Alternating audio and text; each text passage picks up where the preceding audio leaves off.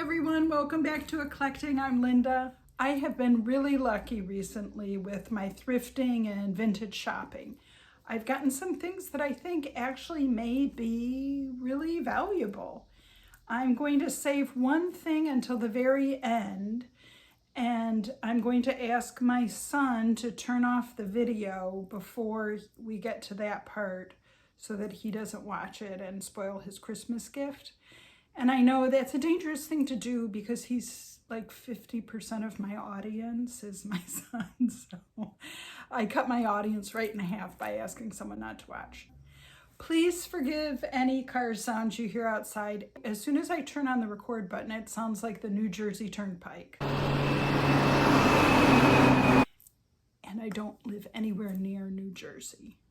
I'm a little distracted right now by my dark circles under my eyes, I have to admit. I have got full kabuki makeup on, yet I can still see my dark circles. You know, when I was in college, I had a part-time job at this makeup company called Merle Norman.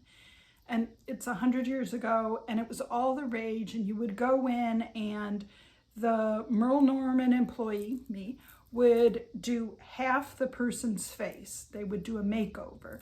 And then the customer would have to replicate what they had just been taught how to do. And I was always late for work. I was a student in college. I would run across campus trying to get to work on time, would never make it on time, and try to get my makeup done in the back before going out on the floor. And one day I went to work. I ran across campus and I was sweating like Nixon during the Kennedy debates. And there were two customers waiting for me to do their makeovers. And so I can see the owner, Mrs. Hickey, glowering at me in the corner. And so I don't have time even to put on makeup. And one of the customers says, when we get to the eye makeup, I want to have eyeshadow like yours. So my eyeshadow was sweat and my Italian heritage, I guess. You know, I don't know. So I got green and brown and did her eye makeup as trying to mimic my dark circles that I guess were all around my eye. But I tried to mimic my eyes, what they looked like, just sweaty, and a sweaty, tired student was my look.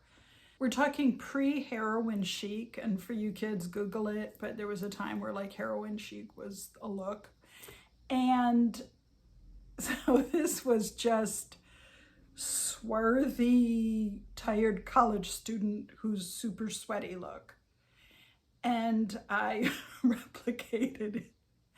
Why didn't I go into that as a career? I don't know. It's crazy. But anyway, and ever since then, like hearing the way women would talk about themselves and, you know, the makeup stuff, it really turned me off to makeup for 100 years. So now putting makeup on for these videos so you don't have to see like, you know, I don't want to frighten anybody. But good damn, I see the dark circles still, and yeah, wow. Well, that's not what I'm talking about today. Today, I am talking about the things that I have recently picked up in my thrifting and vintage shopping. So this was from a charity shop, and it was $7.50. It's heavy. It feels like limestone terracotta clay. It comes off all over my hands. He's a rather perky looking fella. And I think that this is an invaluable Pre-Columbian figure. Or it's somebody's third grade art project. I don't know which.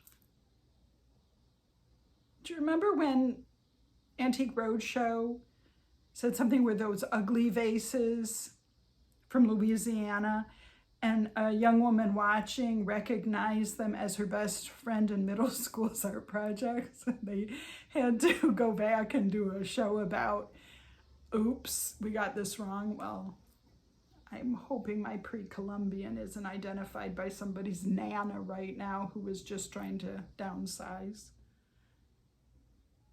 I don't know.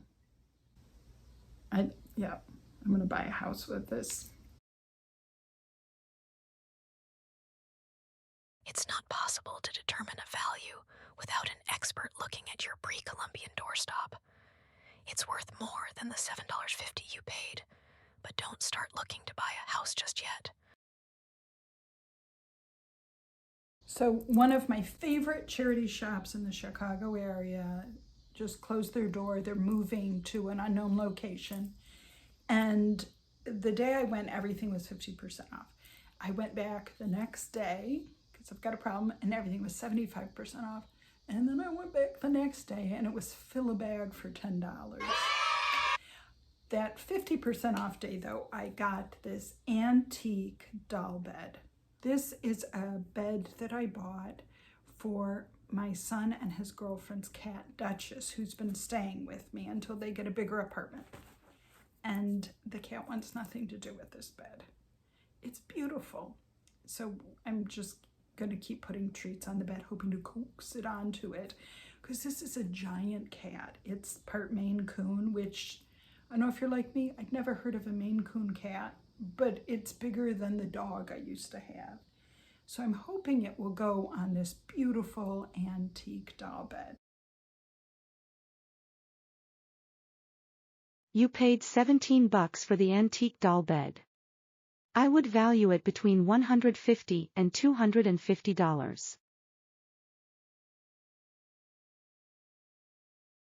Both my kids have signed prints from this exhibit that we went to at the Museum of Contemporary Art in Chicago. And the artist signed, he personalized one of them to my daughter. And then later I picked up one for my son. And I wanted to get it framed. The first one we had professionally framed and matted, looks fabulous. Now the second one I have been looking for a frame for, and they're crazy expensive. So I've been looking at Goodwill, I've been looking at the Salvation Army, and I finally found one. $25 for this huge frame with a fabulous mat. Perfect, I don't have to do anything. And it had what I thought was a print in it. And so this weekend, I had the big task of trying to pry out all of those little staples and get our print in there and take out the print that was existing. Well, when I peeled back the paper, I see the artist's signature and that it had originally sold for $1,700. So I looked up this artist who is currently exhibiting, is a contemporary artist.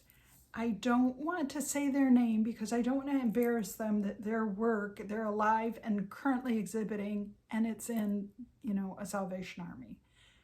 So I don't know what to do. I have to keep looking for another frame and a mat because this is cool.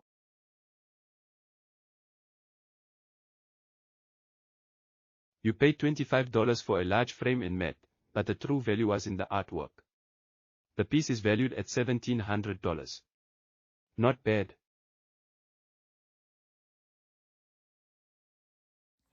This book I found is about Queen Victoria's dolls that she made with her favorite nanny.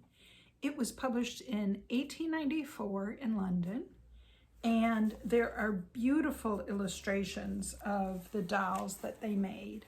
And those dolls are now at the Victoria and Albert Museum.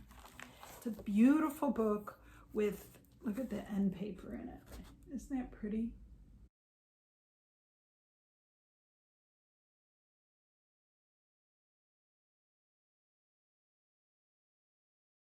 You paid $12 for the book about my cherished dolls. We value your book at $300, although we have been amused to see it listed for over $800. This is for my son. Turn off the video now. I don't want to spoil Christmas. go check out one that's about like people who dig through sites where outhouses used to be, and they like excavate them and they find really cool, like mostly bottles. But I could watch those. I swear to God, I could watch that 24 hours a day, 7 days a week. They could have like just security footage of those digs, and I would just sit there mindlessly watching it. Yeah, that's starved for entertainment. Okay, so turn it off. Goodbye, half my audience. This I bought at Goodwill for $4.99. And it is, I believe, from the 15th century. It's on vellum. It is hand colored or hand written, and it is in Latin, and I believe it's Gregorian chant. But if you know more about it, let me know.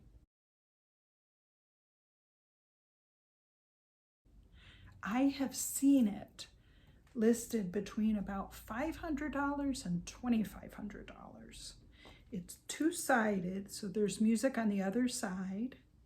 And they did these large ones so that the other people that had to look at the sheet music, more than one person could look at it, so they would do it in larger sizes. And you imagine it was kind of dark where they were doing it too, because pre-electricity. I really appreciate everyone watching and all of the nice comments and even the mean ones.